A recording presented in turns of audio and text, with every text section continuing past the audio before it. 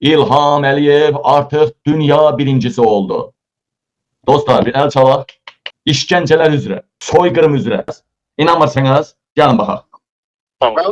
Onu da diyeyim ki, bak 62 ülkeden orada nümayəndə iştirak edən, yani 165 nəfər belə sayı insanlar götürsə, hatta birinci gün kongresin rəhbəri dedi ki, kim həbsdə olur, işgəncələrdə keçib qalsın.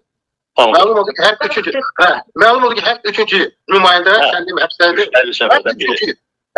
Deməli, yəni bizim üçün azadlıq o adı bir gözəl bir söz değil.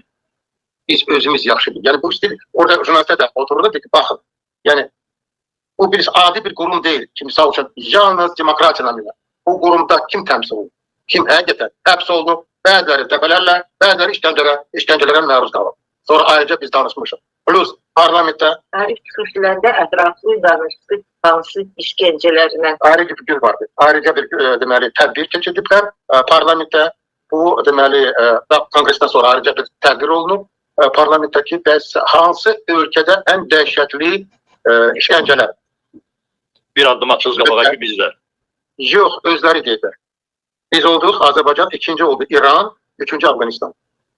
Azerbaycan o siyahıda da əlbəttə. Azerbaycan o siyahıda. Yani özde birinci saldılar ki işkenceler, sonra Afganistan, bir de İran.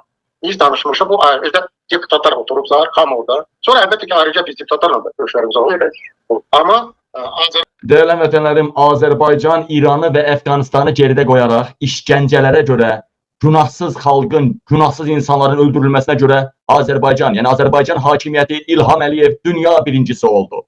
Dünya birincisi de bu göt verən.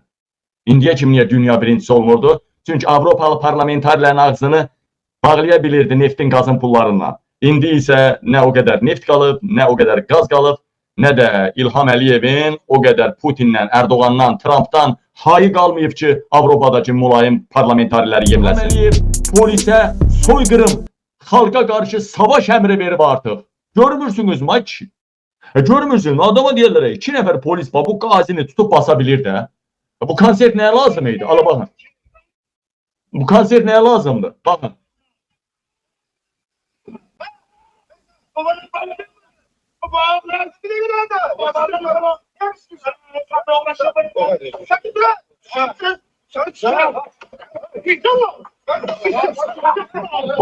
Hələ bir yekə baş bir peysər polis var, deyir, belə gedir, deyir, poxa düşmüşük, poxa düşmüşük. Aya, bu adamı döyən siz, söyən siz, şərriyən siz, hələ bir deyir, poxa düşmüşük. Biz poxa düşmüşük, sizi kim anası qəhbələr, itdən cinsel agiyə girib peydə eləyib ananız sizi. Harada qəhbə balaları var, polis orqanındadır. Lap bunun deyə hər cürə günahı var bu adamın. Bu 20 polis tərəfindən belə döyülməlidir. Dünyada belə bir şey görmürsünüz mü ki? Bir qazi, şikəst adam, şikəst, vətən uğrunda şikəst, yarımcan adamı 20 dənə polis döysün. Görmürsünüz mü belə bir şey? Dünyada, dünya praktikasında. Çünki İlham Əliyev götdən verəndir. Nə lazım? Qazini döyülləri, qeyrət simvolunu döyülləri. Buna bak. Buna bak. Bak.